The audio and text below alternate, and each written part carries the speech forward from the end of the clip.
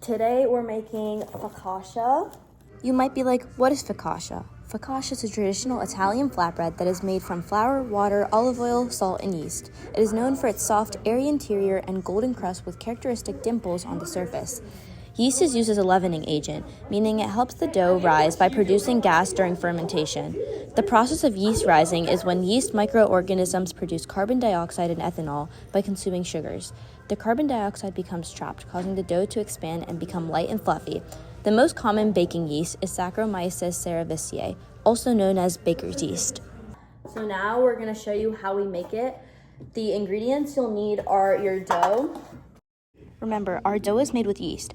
But what is the history of yeast? Historians believe it was the ancient Egyptians around 3000 BCE who first discovered yeast-leavened bread, when dough was accidentally left out and wild yeast from the air fermented it, causing it to rise. Egyptian bakers noticed this and started intentionally fermenting bread to give it a lighter and airier texture. Focaccia is considered one of Italy's oldest breads. The word focaccia comes from the Latin term panis fociacius, meaning hearth bread. Modern focaccia typically involves yeast, which became a common ingredient as bread-making techniques developed over time. Evidence also suggests that focaccia-like flatbreads may have existed as early as 7000 to 5000 BCE in the Middle East. Olive oil, mozzarella, sun-dried tomatoes, and pesto. Yeah. Before we begin baking, let's talk about what happens at the molecular level. First, yeast enzymes break down glucose into smaller molecules. Then, yeast converts to carbon dioxide and ethanol from glucose through fermentation. Then, carbon dioxide gas forms bubbles inside the dough. Next, gluten proteins create an elastic network that traps the carbon dioxide gas. And finally, the dough rises as more gas is created and not able to escape. I'll just edit through this footage so we can...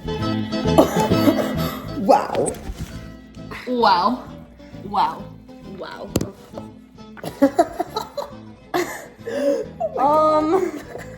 Some shit. This is the hole I tried to poke. It does not come back up. The dough wasn't poking back up. You can see we put a hole and it didn't rise. So we're letting it sit in the proofer. So this is after 1 hour of proofing. As you can see, it starts to come back up. Now that our dough finally worked out, I'm going to go over the recipe for the dough that is used in our chemical process of yeast transformation that we focused on in this project. The first step is to mix flour, water, yeast, salt, and olive oil to form a dough. The next step is to allow the dough to rest and ferment, or proof as we did, giving yeast time to consume sugars. The third step is during fermentation, yeast produces carbon dioxide that causes the dough to rise.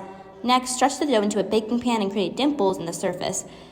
5, allow a second rise so additional gas bubbles develop.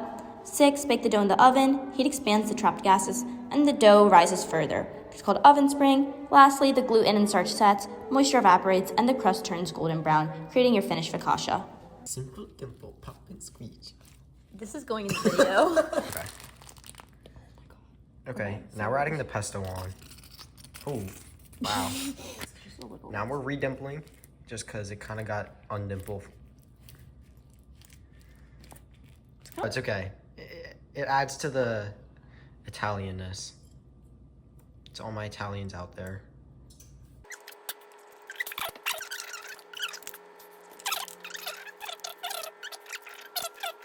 Last tomato going on.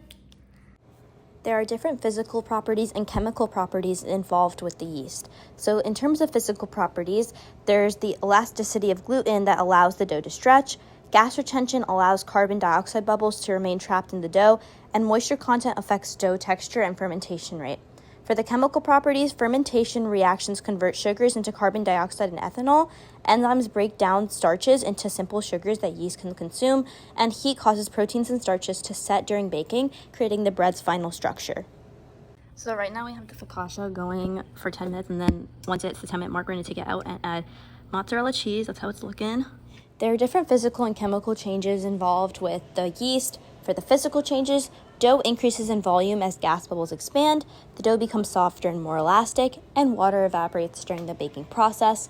For chemical changes, fermentation produces new substances like carbon dioxide and ethanol, gluten proteins form a network that traps gases, browning reactions during baking create the crust, flavor, and aroma of the bread, and lastly, alcohol produced by yeast largely evaporates in the oven.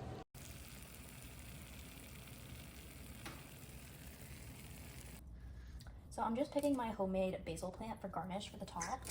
Okay, we wanted to conclude by talking about the chemicals involved in this process. So we have glucose, which is C6H12O6, carbon dioxide, CO2, and ethanol, C2H6O, as well as glucose proteins, enzymes like amylase and maltase, and H2O, your good old water. 1, 2, 3, I think it's one of those. So 1, 2, 3, okay.